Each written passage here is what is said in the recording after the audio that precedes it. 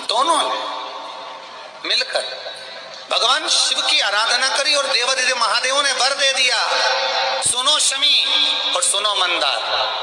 यदि कोई भूल से भी आपकी पत्ती, आपका पुष्प मुझे समर्पित कर देगा, सुनो मंदार, सुनो शमी, अगर कोई भूल से भी आपकी पत्ती, आपका पुष्प मुझे समर्पित कर देगा, उसे हजारों अश्वमेध यज्ञ के स्नान का जो पुण्य होता है वो एक क्षण में प्राप्त हो जाए। हजारों अश्वमेध यज्ञ का पुण्य,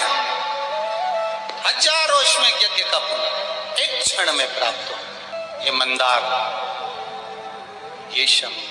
हजारों अश्वमेध यज्ञ का पुण्य एक साथ। शमी की पत्ती देखिए आप लोगों ने, जम के तो बोलो जरा, देखिए मंदार पुष्प भी देखा हुआ है। अब शमी की जो पत्ती होती है, उस शमी की पत्ती को भगवान देवादिदेव महादेव पर चढ़ाने का, शमी की पत्ती जो होती है, उस शमी की पत्ती को चढ़ाने का एक नियम भी होता है। थोड़ा सावधानी से सुनना इस नियम को, जो आपके जीवन को सार्थक बना सकता है। शमी की पत्री को चढ़ाने का एक नियम है, बड़ा सुंदर नियम, आपके जीवन में उतारने लगे। महाराज, जब सारा श्रृंगार मेरे देवादिदेव महादेव का हो जाए, बहुत ध्यान से सुनना, ये प्रसंग आया नहीं पहले, आज अगर कुबेरेश्वर बाबा की पावन धरा पर ये प्रसंग निकला है तो उसको ध्यान से सुनिए। पत्ती, शमी की जो पत्ती होती है, उस शमी की पत्ती को कब, कैसे और कहाँ चढ़ाना चाहिए, और शमी की पत्ती का फल क्या होता है वो भी अभी हम समझ लें उसको। शमी की पत्ती, संपूर्ण स्नान भगवान का हो जाए, संपूर्ण स्नान आप समझे उसको। जैसे ये शिवलिंग है, जलाधारी, जल निकल कर जाने का स्थान, गणेश,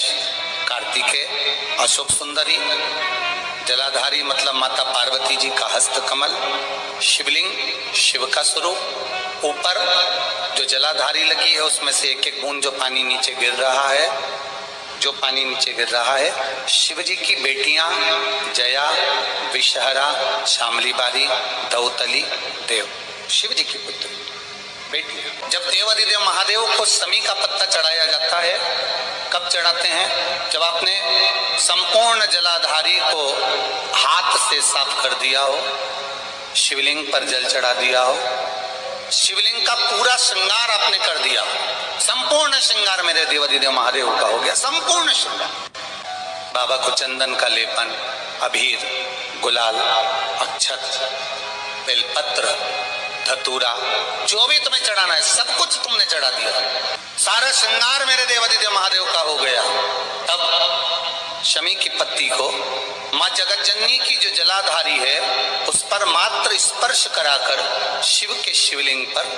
आखिरी में समर्पित कर देना चाहिए, जिससे हमारी मन की जो कामना है वो माँ जगत जननी देवादिदेव महादेव से उनके कानों में श्रवण कर। शमी पत्र का एक बात और स्मरण में रहे, शमी पत्र की बहुत एक बात और अपने स्मरण में लीजिएगा। शमी पत्र जैसे शिवलिंग, जलाधारी और स्थान, जब बहुत ज्यादा मात्रा में दरिद्रता होती है, बहुत ज्यादा मात्रा में बहुत कष्टमय जीवन, जब तुम्हारी चित्त वृत्ति में आए, जब तुम्हारे मन में आए, धन भी नहीं है, पैसा भी नहीं है, बहुत दरिद्रता का जीवन है, बहुत दुखी जीवन, तब बेलपत्र और शमी पत्र का प्रयोग जरूर करके देखना। प्रैक्टिकल करने में कुछ नहीं जाता, प्रैक्टिकल करने में क्या जाता, करके देखना। उस समय पर वो कहते हैं ना कि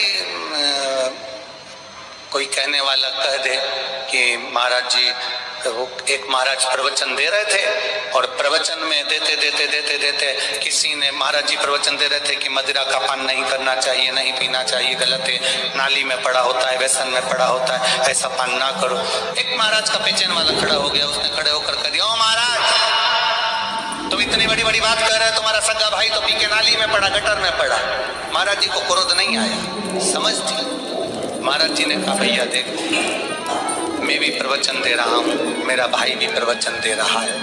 मैं मैं मुंह से समझा रहा हूं कि पीकर लोग नाली में गिरते हैं, गटर में गिरते हैं। मेरा भाई प्रैक्टिकल करके दिखा रहा है कि मत पिया। प्रैक्टिकल वाली बात है। शमी पत्र, बेलपत्र का एक बार जीवन में प्रैक्टिकल कर देखना। प्रैक्टिकल करना, जैसे आपको कहा कि आपका विश्वास अगर पक्का है, भरोसा अगर दृढ़ है, और शंकर के प्रति अगर आपका विश्वास पक्का है, शंकर कह रहे हैं माँ उमा से, माँ पार्वती से, मेरा महेश ईश्वर, मेरा बाबा भोलेनाथ, मेरा बाबा विश्वनाथ, मेरा त्रिकालदर्शी कैलाशी अविनाशी कह रहा है कि हे पार्वती,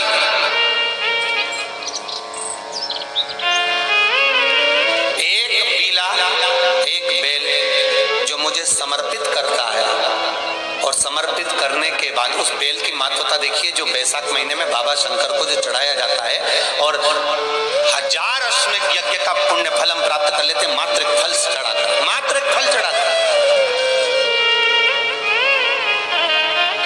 हे पार्वती, संसार का मनुष्य जब मुझे वो बेलपत्र समर्पित कर, वो बेल का फल समर्पित करता है,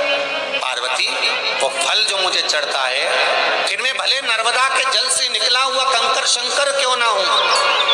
फिर चाहे मैं गंगा के जल से निकला हुआ कंकर शंकर क्यों ना हूं, चाहे फिर मैं यमुना के जल से निकला हुआ कंकर शंकर क्यों ना हूं, चाहे मैं सरयू के जल से निकला हुआ कंकर शंकर क्यों ना हूं, चाहे मंदाकिनी के जल से निकला हुआ कंकर शंकर क्यों ना हूं, हे पार्वती, फिर जो भी शिवलिंग पर वो बेल समर्पित होता है, वो बेल उठाकर जीव अपने कार्य में ले सकता है। ये माँ उमा से कर, तो उस बेल की महत्वता जानेंगे। अब अपन उस बेल को जानने के लिए वापिस स्कंद पुराण में चले, तो स्कंद पुराण में लिखा हुआ है कि जो बेल बैसाख के महीने में शंकर को चढ़ाया जाता है,